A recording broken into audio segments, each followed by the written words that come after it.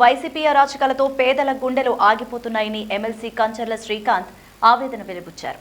చిత్తూరు జిల్లా శాంతిపురం మండలం సోగడబల్ల గ్రామానికి చెందిన టీడీపీ మైనార్టీ నేత సర్దార్ భాషా పెన్షన్ తీసేశారన్న ఆవేదనతో మృతి చెందిన విషయం తెలుసుకున్న ఎమ్మెల్సీ డాక్టర్ కంచర్ల శ్రీకాంత్ వారి కుటుంబ సభ్యులను పరామర్శించి సర్దార్ భాషాకు నివాళులర్పించారు. ఈ సందర్భంగా ఆయన మాట్లాడుతూ సర్దార్ భాషా మృతి తనను ఎంతగానో కలిచివేసిందన్నారు. సర్దార్ భాషా మృతికి స్థానిక వైసీపీ నాయకులే కారణమంటూ ఆరోపించారు. అనారోగ్యంతో బాధపడుతున్న సర్దార్ భాషా ఇంట్లో ఉండి విశ్రాంతి తీసుకుంటున్నారని చిత్తూరు ఎమ్మెల్సీ భారత్ సతీమణి దుర్గమ్మ ఇటీవలే చీరల పంపిణీ కార్యక్రమంలో భాగంగా సర్దార్ భాషా ఇంటికి వచ్చారన్నారు. సర్దార్ భాషా కుటుంబీకులు ఎమ్మెల్సీ భరత్ సతీమణి ఇచ్చిన చీరను తిరస్కరించారని, దీంతో సర్దార్ భాషా పెన్షన్ ఆపేయడం దారుణమన్నారు.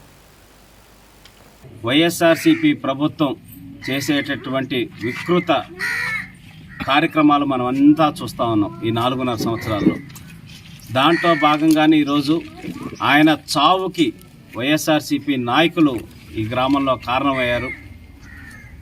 ఆయన వయసులో పెద్దవారు, అనారోగ్యంగా ఉన్నారు. ఈ మధ్య హాస్పిటల్ నుంచి కూడా వచ్చి ఇక్కడే ఇంట్లోనే ఉన్నారు.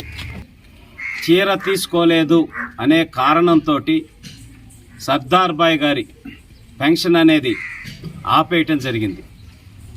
అందరికీ గ్రామంలో మిగతా వాళ్ళందరికీ ఇస్తూ వాలంటీర్ గాయత్రి గారు సర్దార్ భాయ్ పెన్షన్ ఆపేయటం జరిగింది.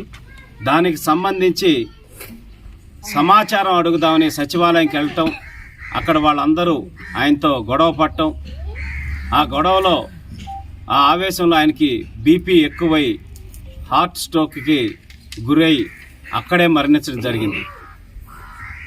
అప్పటికప్పుడు ఎవ్వరికి కుటుంబ సభ్యులు కూడా సమాచారం ఇవ్వకుండా ముందు అంబులెన్స్ పిలిపించి హాస్పిటల్కి పంపించారు. పిఎస్ హాస్పిటల్కి చేరే సమయానికే ఆయన చనిపోయి ఉన్నారని చెప్పనేసి హాస్పిటల్ వాళ్ళు కూడా సిబ్బంది కూడా చెప్పడం జరిగింది. అంటే ఎంత దారుణంగా ప్రవర్తిస్తున్నారంటే ఈ వైఎస్ఆర్సీపీ నాయకులు కానీ, ఈ సచివాలయ ఉద్యోగులు కానీ కనీసం మానవత్వం అనేది లేకుండా కూడా వైఎస్ఆర్సీపీ నాయకులు చెప్పే విధంగా మానవత్వాన్ని మరిచి మరీ ప్రవర్తిస్తున్నారు. చనిపోయి ఇంటికి వచ్చిన సర్దార్ భాయ్ వేలిముద్రలు డెడ్ బాడీకి సంబంధించినటువంటి వేలిముద్ర వేసి అప్పటికప్పుడు హడావుడిగా అంబులెన్స్లో ఉండంగానే వేలిముద్ర వేసి పెన్షన్ ఇచ్చామని చెప్పనేసి డబ్బులు కుటుంబ సభ్యులకి హడావుడిగా ఇవ్వటం జరిగింది.